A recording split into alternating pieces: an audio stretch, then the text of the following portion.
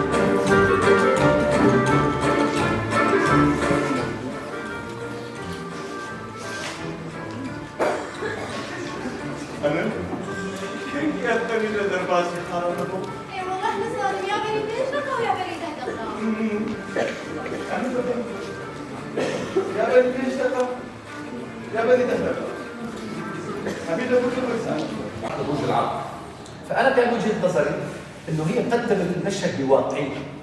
العسكري التركي هذا العسكري القاسي الظالم الوحشي قدمته بوحشيته. ما فادنا شيء.